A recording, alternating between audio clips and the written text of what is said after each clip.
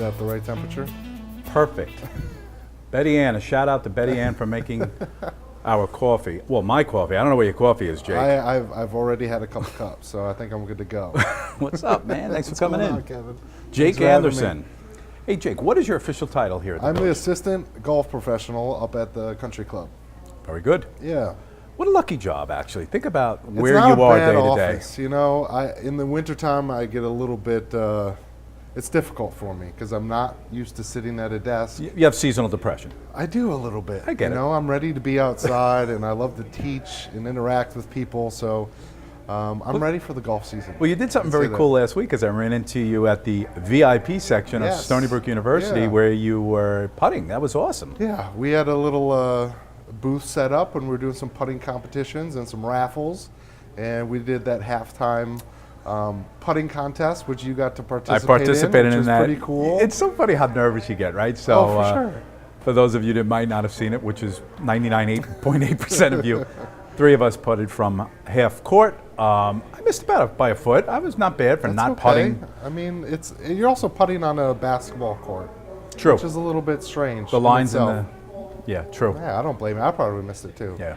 Well, a guy made it, and that was great. So we won a foursome with you guys, right? You won a foursome with carts. Very cool. So that's about a $500 value. So that was pretty cool to give that away and interact with some of the people at Stony Brook. So that was a good experience for us. Very cool. So day to day, the programs you offer, I know they're top notch. Tell us about some of them. Yeah, so we do programs for all ages. And that's really my goal and the country club's goal is just to expand our outreach in the community and get more people playing golf because golf has definitely taken a hit in the last 10 years or so.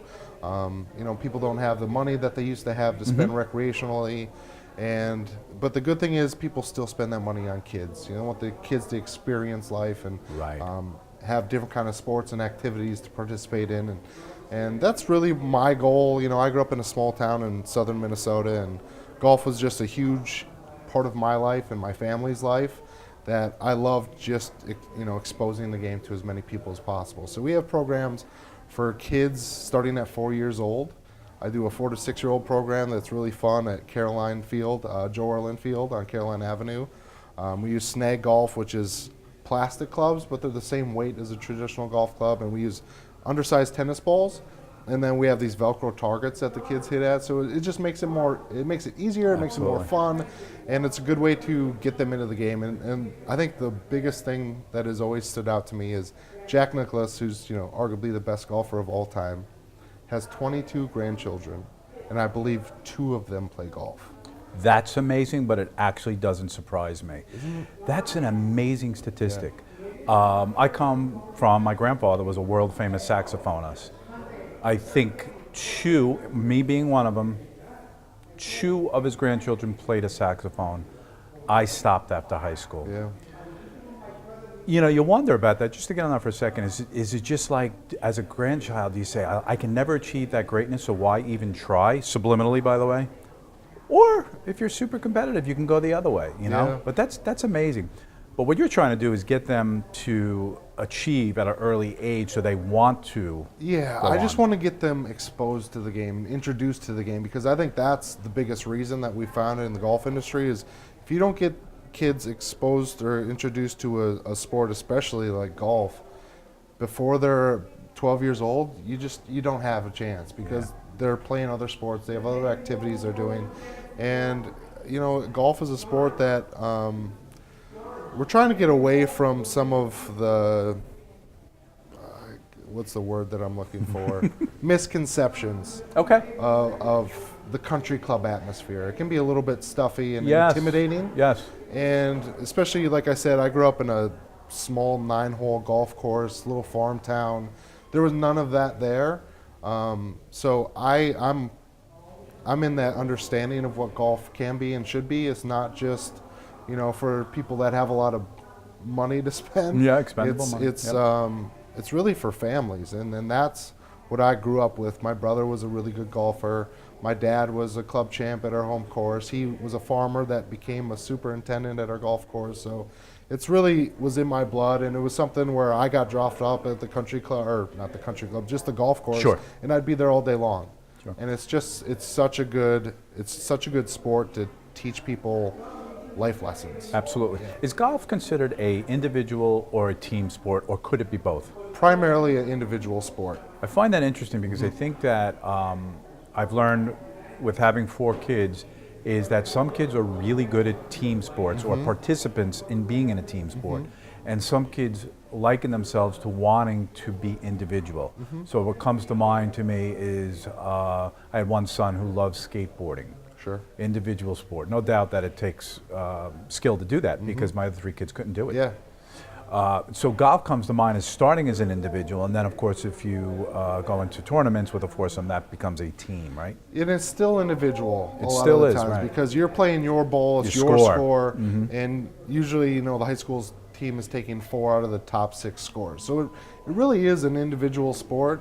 But there are different formats to make it more of a group type of effort, and that's what I do with a lot of beginners, whether they're adults or juniors. Play like a best ball format. So everyone tees off, and then whoever hits the best shot, everyone picks up their ball and then goes on to the next one. So it makes it a little more fun, makes it a little bit easier to play in a timely manner, and can be less intimidating. If you hit a bad shot, it's not the end of the world. It's a lot. A lot of outings and fundraisers play scrambles. Right.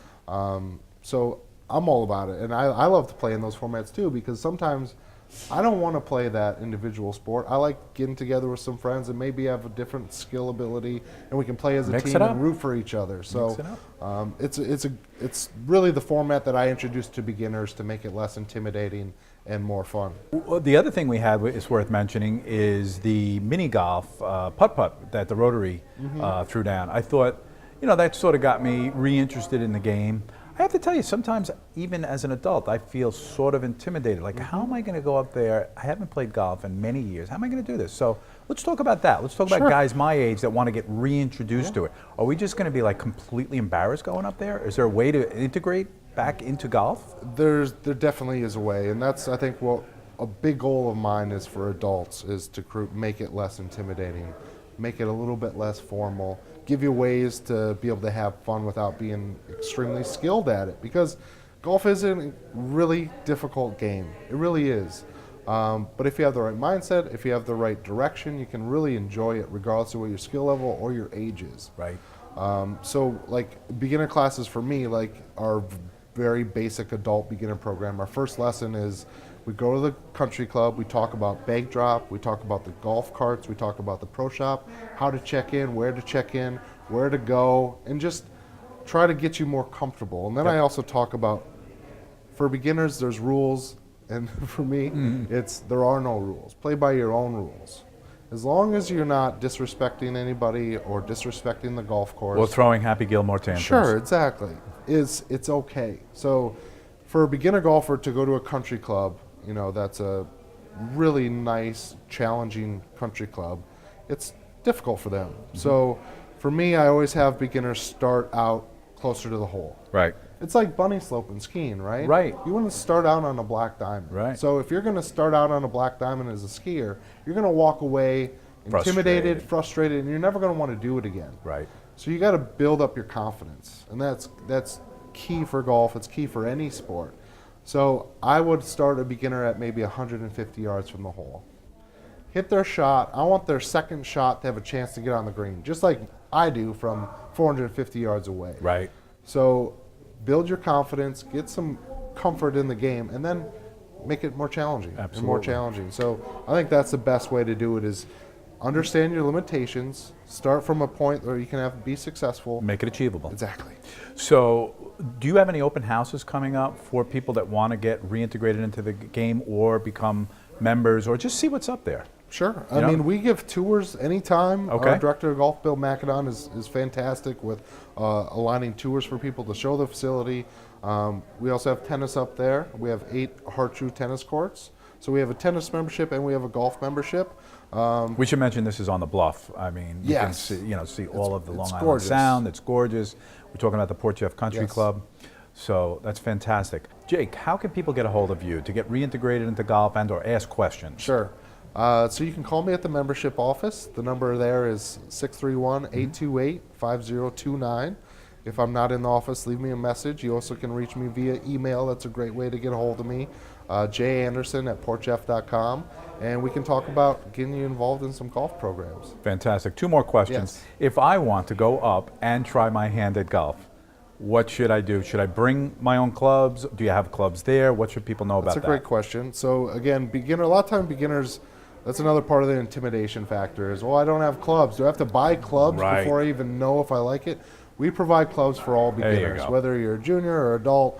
We don't expect you to go buy clubs. Come try it out. Get in a beginner program. They're Excellent. 4-week programs, once a week for an hour.